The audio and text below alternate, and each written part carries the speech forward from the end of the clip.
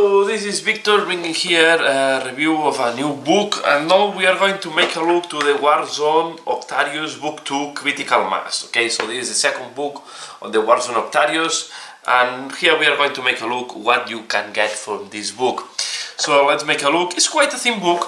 Okay, we are talking about, let me see, although I use the code at the end, I don't want to share it by mistake. Just give me a minute. So we are talking here 96 pages, so it's not a huge book, quite it's quite medium size to small. Okay, it's not one of the big books, and yeah, and we are going to make a look at what we can find. So we have the first part, 24 up to the 24th page. We have background. We are going to have new campaign rules, okay, and then we are going to have army rules and crusade rules. And just after making a look to this book, I think these books are really focused on the narrative. They want to put things for the competitive part, but I think they are a little bit misleading, because I think a lot of the component and who have to appeal more is the narrative part. I'm still thinking that Games Workshop maybe should be better consolidating the small book into these big one books, right? Why you have to buy the small book that was released with the that is released in parallel to play Crusade, when you have here as well Crusade rules? They try to force you to buy two books for the Crusade, and at the end I'm a fan of the Crusade rules, but to be fair, I find the small books a little bit of a not worthy to buy it. Because yeah, you have new missions, but you're just paying for missions and some objects. At the end, I prefer to really look on these big books where I think the content is bigger. So I really think that Games Workshop should rethink the strategy on the Crusade. But here we have, so we have here the background of what is happening, how is progressing the campaign on Ocatarius. Okay, again, it's a book with a very nice artwork. Remember, this is a fight between orcs and tyrannids, and then Imperium is in the middle trying to survive there. So it's really a big mess that was created in the Warzone Ocatarius. Here we see, of course, we have the Black Templars as well, that they have arrived here, right? We have the release of the Codex of the Black Templars, so it's not strange that it's also linked to the Ocatarius. Remember that this started with the Kill Team. Okay, so Warzone Ocatarius started with the Kill Team X, the second edition. So here we see again some. I like a lot these random pictures here and there, and on all these type of things.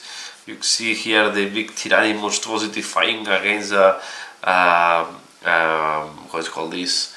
I forgot the name. A Stompa. Okay, or maybe it's a Gargant. Yeah, maybe it's one of these. Yeah.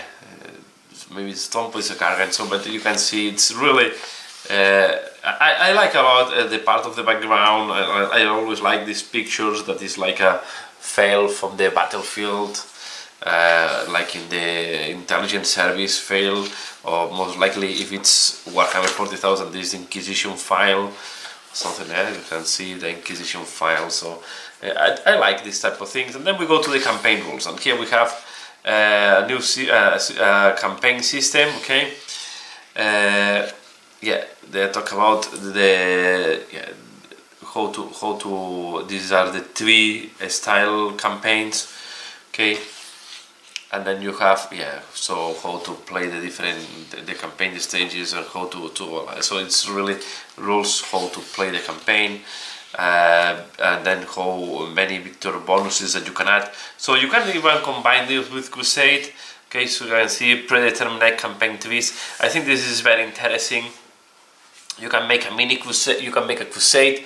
You play the three campaigns, right? And then you are part of win experience, and then you can take your army and go up to play against another army, a different army in another book, so another tree. So this can be very interesting, and here you can have the different options that you have for the mission. So I really like that.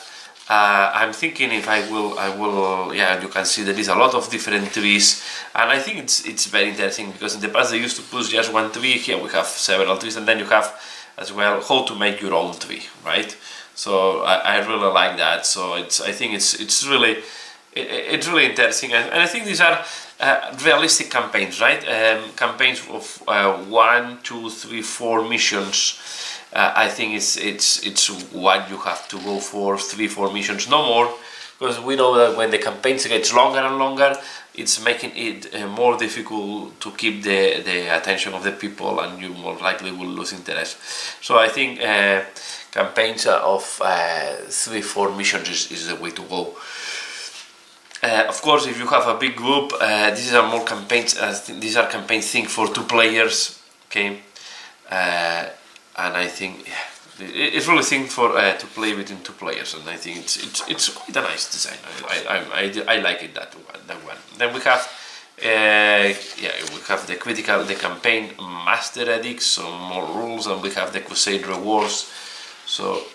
And we have here some legendary missions that can be played. These are the missions, if I'm not wrong. Maybe it's the missions at the end of the campaign, you can see. So you have different legendary missions that you can play, and of course this is narrative, so some are symmetrical and some are not symmetrical, but they are, you can see there are some different, and yeah, it's more to forge. Remember that this is more to forge your narrative and really to be a balance, but you can see they still have a lot of the balancing ideas as well on these campaigns, okay? You can see it's very symmetrical, but I also like when these are symmetrical like this one, and each side have a different objective. Then we go to the rules, although the campaign is also rules, okay?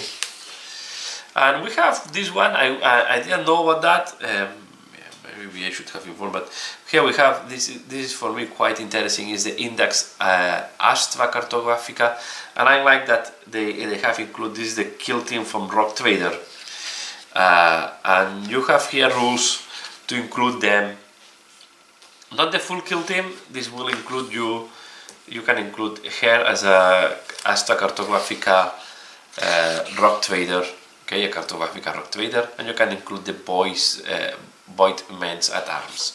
If you want to include the other guys, like the mechanic, the dog, and the assassin, you have to include them as elite characters. Okay, but they are all of these are agents. They are not we don't have. I think these are missed. They should have put the profile as well of these 3 guys here, so you can also include as a generic guys. I think it's a missed opportunity here, but anyway, you can include any of the 3 rock traders. So we have here the profile of the 3 rock traders that have released up to now, the 2 from Blackstone Fortress and the 1 from the Rock Trader Expansion Kill Team First Edition, and we also have the rules for the Voidsmen at Arms. Okay, they are not going to break anything in the game. At the end, we are talking here 5 power points or 60, and the unit it's 46, maybe 40, 45, 55. So we're cutting about 115 points on your army, right? If you want to include them, they are not going to be game breaking, but I think they are quite interesting, and I think this is really for narrative gaming, right? I'm really thinking now, it makes me think to make an imperial army where that she's maybe part of is mixed with an imperial army, trying to find some strange objects or something like that. That is what they want. So it's like they're rock traders, right? They try to look for arcane technology and for their own benefit, and to trade and to make their own wealth. We have stratagems for them. We have warlord trades for them as well. Here we have again these are all the miniatures of the lineup.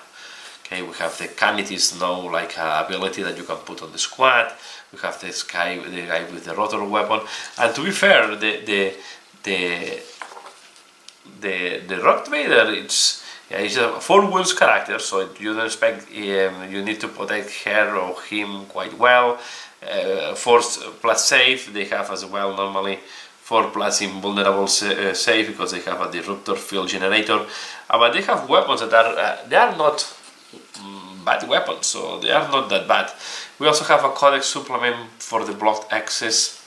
Okay, so here we have a warlord trade for them. We have some additional relics and stratagems. Again, pictures of the kill team from the sorry, the commandos from the kill team, if I'm not wrong. I think these are the commandos from the kill team.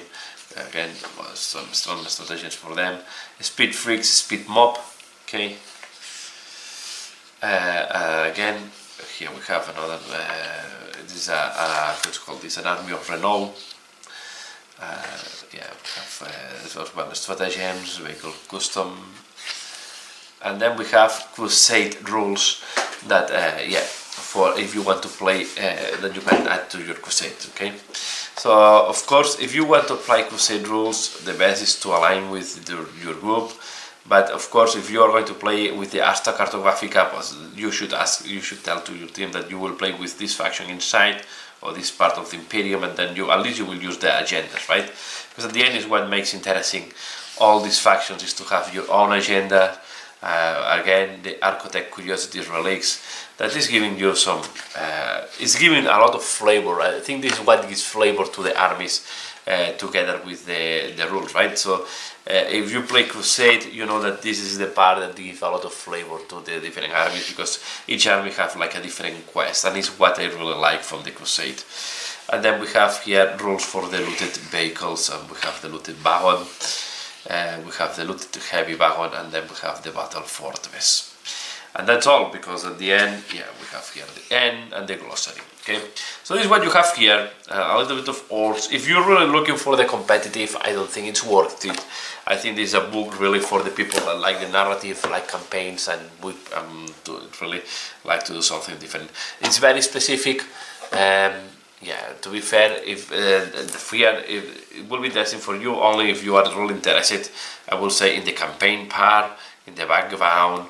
So, and then if you are trying to play some of these very specific armies, or you like to test some new crusade rules, right? But this, I think, for me, the most important thing, and this is why I think these books can be sometimes a little bit disorienting, because I think for me the core part of this book is this, right? Is the campaign part, where you have the how to use a campaign. You have the background, so this is the for me the interesting part. Then you have, of course, these rules for armies, and it's a very random and scattered information normally we have in these books, and I think these are they should, in a way, I think for competitive it's not making sense to put rules and rules on this, forcing the people to buy one of these books just for 2 pages. It's not making sense, or for 2 pages of the book. I think this is they should orient this more to the maybe to the narrative part. Okay, I don't know, but it's yeah, I can understand that you want to appeal to all the different type of players, but to be fair, I think this is more interesting if you are really into the narrative and you want to play these campaigns, than really if you want just a specific rule for your army. So that's all for this video. I hope you find this interesting. I hope I just want to give as well my opinion on what I think about these books. Please let me know what do you think about them, if they are worth it or not, if you like them or not. And as usual, thanks a lot for watching, and see you again later. Bye.